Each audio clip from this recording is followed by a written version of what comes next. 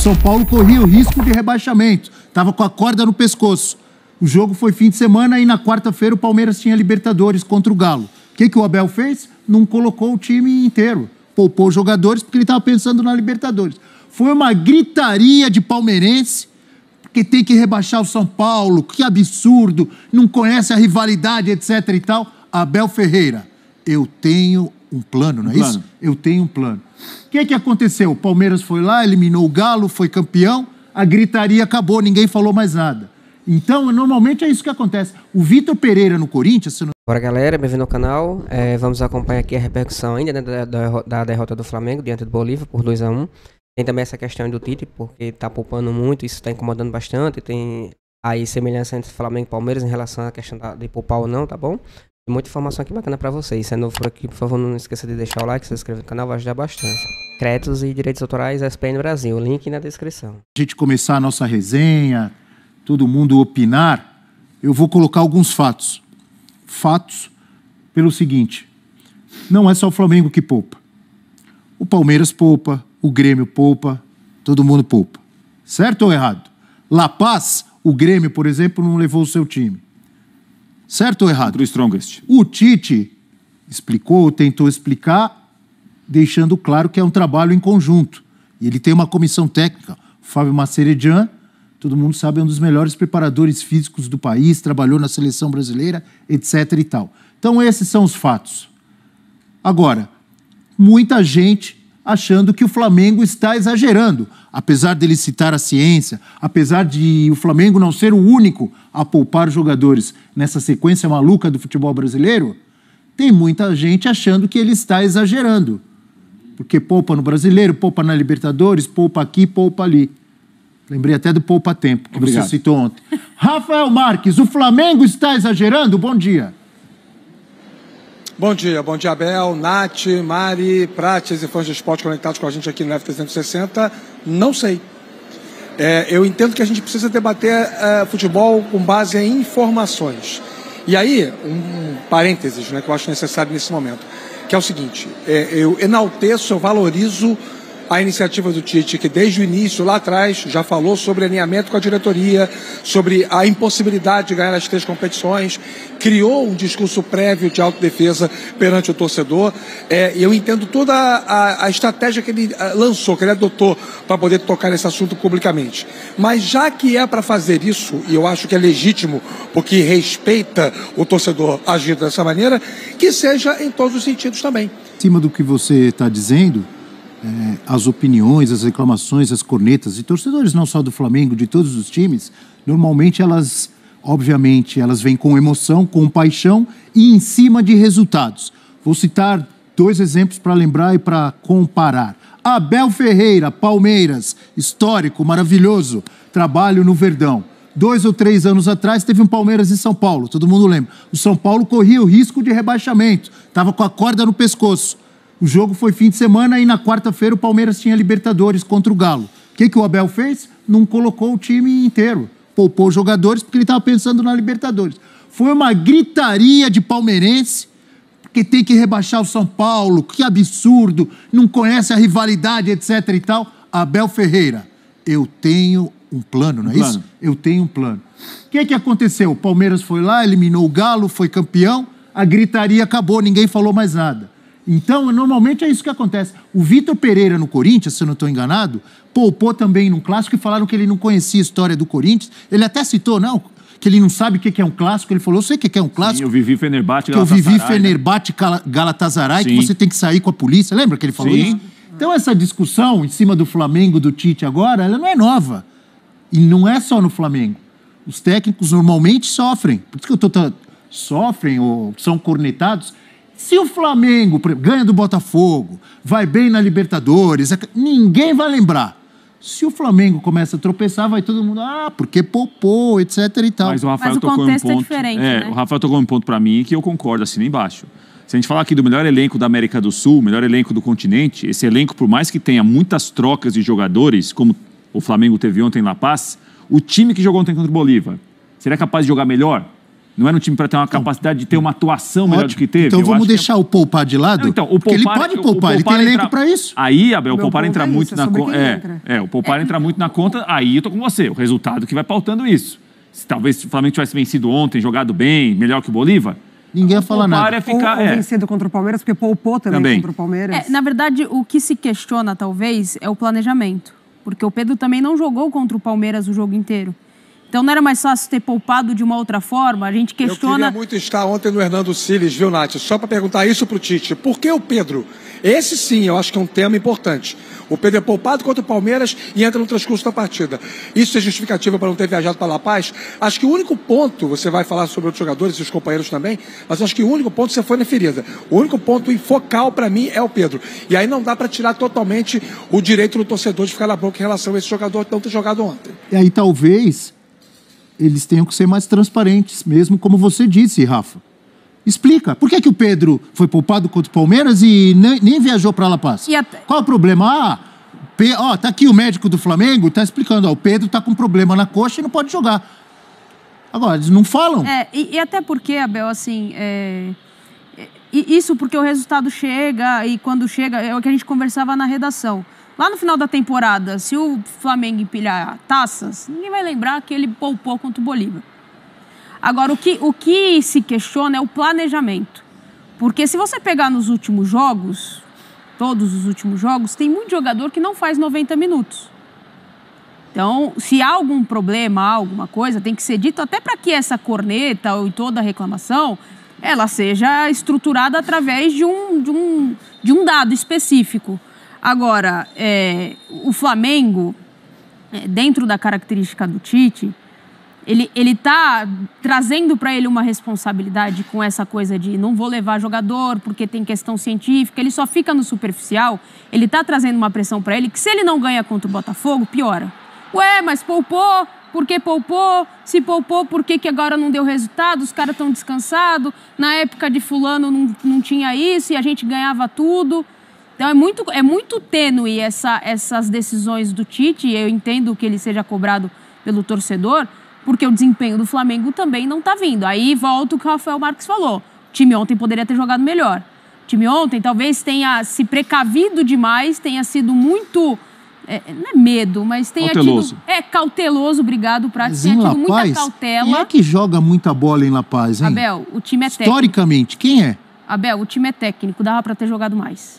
Quando o Tite abre mão de um sistema... Mas você tem que correr para jogar futebol. Em La Paz é difícil. Quando o Tite abre mão no segundo tempo e coloca jogador de ponta, o Luiz Araújo entrou muito bem, gerando velocidade, aí o jogo mudou. Porque aí começou a ter uma presença maior do Gerson, saiu encaixotado ali do que ele estava naquela linha de volante ali junto com o Igor e com o Vitor Hugo. E o Vitor Hugo estava muito atrasado, só o Bruno Henrique espetado, com o De La Cruz atrás dele para tentar ali pegar uma bola, enfiar uma bola de qualidade. A estratégia não deu certo. Ele mudou a estratégia no segundo tempo, mas as coisas não aconteceram. Então, assim, o meu maior questionamento é por que não poupou? Porque você citou o Grêmio. O Grêmio poupou porque tinha uma final de campeonato. E todo mundo reclamou, mas aí foi campeão contra o Juventude, ficou todo mundo quietinho. Mas tinha uma final de depois campeonato. Ele precisou também repensar algumas peças em outro jogo da Libertadores, porque a final do campeonato também estourou jogadores. Exato. Então o calendário ele é muito cruel. Assim. Ele é cruel, mas... Dessa vez foi porque tinha a final do Galo, mas o Renato já cansou de poupar jogador em brasileiro, Abel. Nos últimos anos no Grêmio, na verdade. O jogo contra o Nova Iguaçu precisava dos titulares no segundo jogo? Ele poderia ter feito um outro tipo de planejamento para que nesse momento ele tivesse os jogadores mais descansados. Eu acho que esse é o questionamento. Você não é a primeira, e com razão, a perguntar sobre esse segundo jogo do Nova Iguaçu. Se ele põe time reserva e perde do Nova Iguaçu, o mundo cai em cima dele. Mas é uma final, tá valendo o título, gente. Mas ele tem no banco, Abel. Acho que você foi na ferida, Abel, é isso? Diga, Rafa. Não, é isso, exatamente o que você falou, concordo plenamente. O Tite botou o time titular por dois motivos. Primeiro, gestão de elenco. Sabe aquela foto do título? Precisa estar o time titular na foto do título. Segundo, estava em jogo a possibilidade de ganhar o Campeonato Carioca de maneira invicta. O Tite sabia que para o Flamengo, em especial esse ano, o Campeonato Carioca tinha uma importância maior, porque vinha de 2 perdas para o Fluminense, o principal rival de momento no Rio de Janeiro. A última muito dura, né, com uma virada no placar depois de uma vantagem de 2-0, perdeu por 4-1 numa final. Não ganhou nenhuma taça ano passado, aqui na Gávea, nenhum troféu para a galeria. Precisava colocar essa taça aqui. Precisava ser absolutamente impositivo, inquestionável. Ser campeão carioca acima de qualquer suspeita. Dava para ser campeão carioca com menos? Dava. Mas o Tite não quis arriscar. Só para poder ir ao encontro aí do que a Nath está levantando. Teórica e cientificamente, o jogo contra o Nova Iguaçu poderia ser ideal para isso. Mas aí entram os outros aspectos que justificam a presença do time titular naquela partida. Eu acho até mesmo o Atlético Goianiense, né? Que é o estreia no Campeonato Brasileiro. Acho que dava para ter feito um planejamento um pouco melhor para jogos mais importantes. Eu acho que vai ser inevitável a cobrança em cima do Tite e da comissão, porque o torcedor, principalmente, ele trabalha muito com o que tem agora, e o Tite, claramente, a sua comissão, eles estão trabalhando com uma temporada que já está sendo muito puxada, que está muito apertada, os jogadores já estão ali esticando a corda, em vários clubes isso, vai ter Copa América, enfim, é realmente uma temporada e a gente está vendo isso acontecer, né? Infelizmente, a gente está vendo o calendário machucar cada vez mais os jogadores e comprometendo o jogo também. Agora, sim, a gente está falando de um adversário que tem controle absoluto sobre o seu campo e ele sabe que quem ele vai enfrentar vai sentir. O Bolívar, ele finaliza muito, ele cria muito, ele troca muito, ele acelera. Me pareceu ali uma estratégia do Flamengo até para primeiro momento, sabe? Essa cautela ou esse esquema com 3 zagueiros e você, talvez, quando tiver campo, você acelerar pelos lados. E aí você conta com peças que não foram bem, o Wesley não foi bem, o Vitor Hugo também sentiu. Contra o Milionários foi o Igor que não foi bem. Então, além de você precisar mudar sistema, você tira referências de jogo. Então, são jogadores que também... É um sistema que não está acostumado a jogar junto.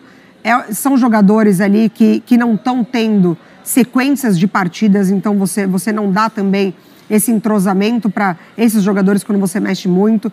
Então, o Flamengo, ele sentiu isso, mas eu não consigo questionar escolhas de comissão e uma comissão tão capacitada quanto a do Tite quando a gente fala sobre esses jogadores. Ele veio explicar contra o Palmeiras e ele falou ali, né, que o entendimento do jogador que já está no amarelo do jogador, então vai esperar chegar no vermelho, vai esperar estourar para perder sequência de campeonato, tá achatando tudo nesse primeiro semestre por conta de Copa América e o Flamengo ele tem várias competições para disputar. Então, assim, eu acho que o torcedor está no papel de questionar. Talvez o Tite e a comissão paguem o preço por essas escolhas agora, porque vão precisar correr atrás do resultado, ou tem muita confiança na estratégia de hoje para no final dar o resultado.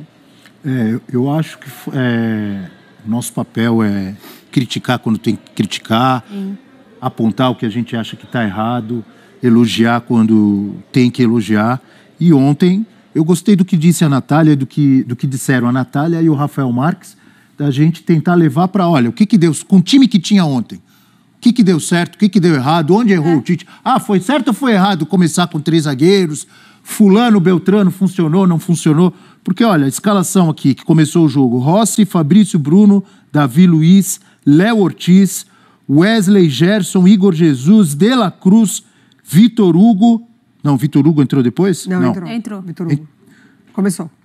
Vitor Hugo, 3 volantes. Vinha e Bruno Henrique. Saiu no intervalo. Jogou é um time de bola. Mas o Flamengo tem outro time melhor, mais entrosado. Eu acho que a gente tem que discutir isso. Foi bem, não foi bem? Dentro das dificuldades que todo mundo tem, porque historicamente, com titular ou com reserva, quase todo mundo vai lá e apanha em La Paz. E do Bolívar, do Strongest. E é um Bolívar melhor do que o Bolívar de 10 anos atrás, né? Um Bolívar mais estruturado. Um time melhor, com jogadores melhores. O planejamento tem que ser questionado mediante a desclassificação e perda de título. Isso a gente só vai saber mais pra frente da temporada.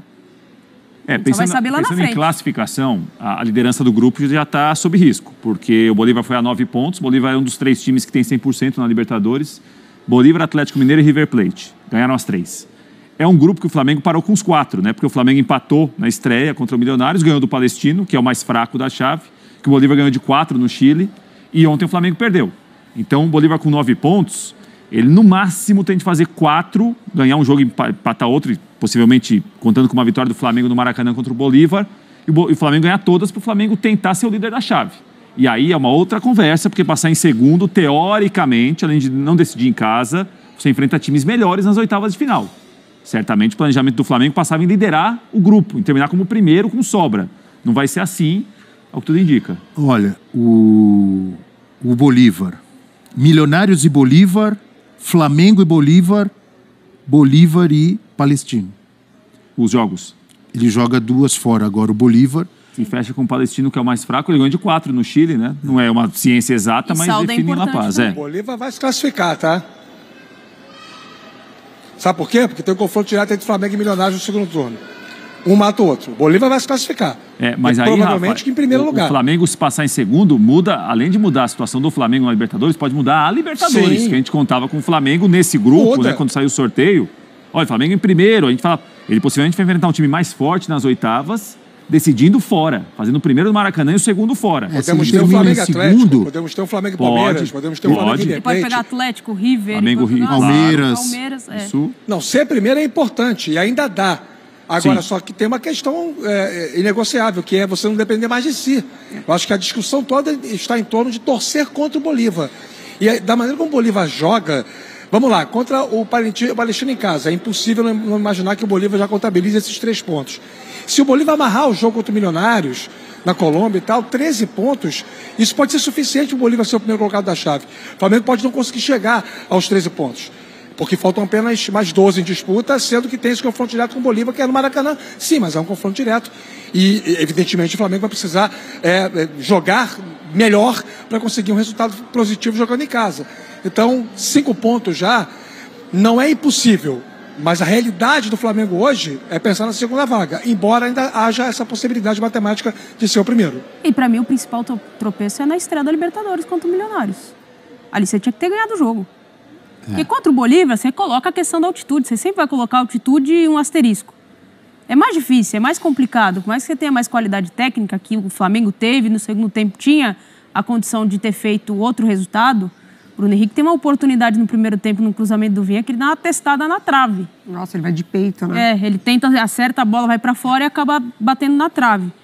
Mas o grande ponto para mim desse cálculo todo que a gente está fazendo está na estreia do Flamengo na Libertadores. Ali escorreu a vitória nas mãos. E só para fechar esse assunto e esse grupo, como destacou o Prats, o Bolívar, não é só esse ano, no ano passado, ele não está mais naquela de antigamente, só ganhar em La Paz. Está jogando bem fora. Os 4-0 contra o Palestino foram no Chile. Né? Aí vai falar, o Palestino é o mais fraco da chave. Sim, mas é um 4-0 fora de casa na Libertadores. Nem deu conhecimento. E aí, galera, temos aqui uma notícia aqui, né? Tão boa, né? Tão boa entre aspas, mas boa pro Flamengo. É o Ranier, que vai ter seu terceiro empréstimo aí pelo Real Madrid, né? Tá emprestado ao Zirone, acho que é da Itália. Deixa eu só ver aqui pra vocês. É o nome, que é um nome bem esquisito. É o Frosinone, da Itália. Ele tem o seu contrato aí até o fim de junho agora, desse ano, né? Só que ele não tá vivendo um bom momento, tá sendo pouco aproveitado, tá sendo alvo de muitas críticas lá na Itália, né? Estão questionando ele bastante. Lembrando que ele veio pro Real Madrid, né? Naquele time vitorioso 2019 pelo Flamengo e se destacou bastante. E foi vendido para o Real Madrid. Foi pro Real Madrid B, não foi aproveitado, aí voltou, depois emprestou ele novamente. Fez um empréstimo, né? Da primeira vez dele. Só que já vai pro terceiro empréstimo dele, agora nesse time que eu acabei de falar, né? Da Itália. Não tá vivendo um bom momento. O Flamengo tá de olho, porque o Flamengo tem interesse em trazer ele agora pra janela do meio do ano, né? É atacante, muito bom. O Ranier, embora não vive um bom momento lá na Europa. A gente sabe também a questão da adaptação, lá é muito pegada, né? Que é a parte defensiva e tudo mais. E ele não se adaptou, assim como o próprio Gabigol. Você se lembra quando o Gabigol foi pra Itália, né? Lá pro Inter de Milão. Também não foi bem aproveitado, não se destacou bem, né? E acabou voltando para o Brasil. O Flamengo foi lá e fez um empréstimo junto ao Inter de Milão. Veja aqui, arrebentou. Foi time espetacular 2019. Fez seu nome, né? O Gabigol. O Flamengo foi lá e comprou o jogador por inteiro, né? Comprou seu passe e tudo mais. E hoje é ídolo do Flamengo. Possa ser que aconteça a mesma coisa com o Ranier, né? Questão da adaptação e tudo mais. A gente sabe como às vezes o jogador não se adapta muito ao meio ambiente, né? E o Flamengo tá de olho no mercado da bola, tá de olho para trazer ele agora pro meio do ano, tá bom? A gente vai ver como vai ficar esse de sexto, lembrando que o contrato dele termina agora em junho, o contrato por empréstimo, né? Tá no terceiro empréstimo aí junto ao time da Itália. E caso o time não renove, o Flamengo tem pretensão de trazê-lo. A gente não sabe se vai ser por empréstimo ou vai comprá-lo, né? Que eu acho muito difícil, até pelo valor que o Ranier foi vendido pro Real Madrid, o Real Madrid não vai querer perder dinheiro em cima, né? E provavelmente vem agora pro meio do ano, venha pro empréstimo. E o Flamengo vai precisar bastante. Lembrando que agora no meio do ano vai ter a Copa América. O Flamengo vai perder muito desfalque. Eu creio que de 9 a 10 jogadores. Varela, aí, vamos por parte, né? Os uruguaios Varela, Matias Zina, Arrascaeta e De La Cruz, para a seleção do Uruguai. Aí tem o argentino Rossi, que provavelmente seja convocado para a seleção do Chile, já que está sendo destaque, né, lá na Argentina. Embora tenha levado esses gols agora dentro da Bolívia e tudo mais, mas tá bem divulgado o nome dele lá na Argentina. Aí tem o Eric Pulgar pela seleção do Chile. Temos Ailton Lucas, Fabrício Bruno e provavelmente o Pedro para a seleção do Brasil, né? Vai depender aí como é que vai ficar essa situação. Possa ser que também que o Léo Pereira seja convocado, já também está sendo destaque também, tá bom? E o Flamengo vai perder no mínimo de 9 a 10 jogadores para a Copa América, tá certo? E o Flamengo vai ter que ter peça muito bem para repor, né, essa demanda. Lembrando que durante a Copa América vai ter os jogos normais, né, do brasileiro. O Campeonato Brasileiro não vai paralisar, embora tá tendo essa confusão aí de João Texto, CBF e Elia Pereira, que está envolvida também, né, que estão acusando o Palmeiras de questão de manipulação de partidas, ser um dos beneficiados. Está gerando bastante confusão, né, nos bastidores, Palmeiras, CBF, João Texto, Botafogo e tal, o pau tá comendo nos bastidores. Teve a CPI agora com o João Texto, foi intimada agora a Leila Pereira, acabou sendo intimada o próprio juiz que está envolvido nos áudios e estava pedindo propina, né, mas no caso dele foi em relação ao, se eu não me engano, foi Série D ou foi Série C que está envolvido. E tá tendo toda essa confusão. Mesmo assim, o campeonato vai durar, vai ser realizado durante a Copa América, vai ser 9 partidas, 27 pontos a ser disputado. E o Flamengo vai precisar de peças a repor, principalmente nesse local aí de De La Cruz e Arrascaeta, que são a base ali da construção. Tanto De La Cruz, né, que é o motorzinho ali no meio, como o Arrascaeta, que desequilibra qualquer jogo. E o Flamengo, na minha opinião, não tem uma reposição. Tem o Gerson, que ontem contra o Bolívar não foi bem. O que está acontecendo, né? A gente sabe que a altitude tem os efeitos, ainda mais agora que ele veio de cirurgia, tá, recuperação e tudo mais. A gente até entende essa parte, né? Tem o Matheus Gonçalves, também às vezes entra muito bem, às vezes não, a gente não sabe o que é que acontece com ele. Tem o Vitor Hugo, tem o Igor Jesus também jogando pra caramba também. Tem o Lohan, mas é complicado, né? Tem que precisar de um meio atacante aí com as qualidades para poder fazer a construção do jogo, que é muito difícil hoje em dia, né? Falando aqui em território brasileiro, tá certo? E o ponto-alvo aí é o Ranier. Na minha opinião, o Flamengo tem que priorizar, na minha opinião, tá bom? O Flamengo tem que priorizar urgentemente um lateral direito. A gente viu o que aconteceu com o Wesley, foi Deus não acuda quando tirou o Léo Ortiz, que o Tite, na minha opinião, foi um pouco precipitado, né? Tirou o Léo Ortiz, que estava como terceiro zagueiro, adiantou ele como segundo volante e jogou o Wesley, bem dizer, entregue ali no lado direito. Começou a sair os gols tirando o primeiro gol, tá certo? O segundo gol foi ali nas costas ali do Wesley. A maioria das jogadas que vinham do Bolívar eram Deus não acuda quando chegaram no setor do Wesley. Defensivamente não dá, né? Muito ruim defensivamente. A parte ofensiva ele tem melhorado, tem se destacado bastante, mas defensivamente tá errando tudo, né? Isso preocupa bastante, já que só tem o Varela. Quando o Varela tá desgastado, não tem ninguém para repor. Só o Wesley aí fica difícil. O Flamengo precisa contratar um lateral direito urgente para poder repor essa situação, tá bom? Mas coloca os comentários certos para vocês. Espero que tenham gostado. Se puder deixar o like e se inscrever no canal, vai ajudar bastante. Créditos e direitos autorais na descrição. Valeu.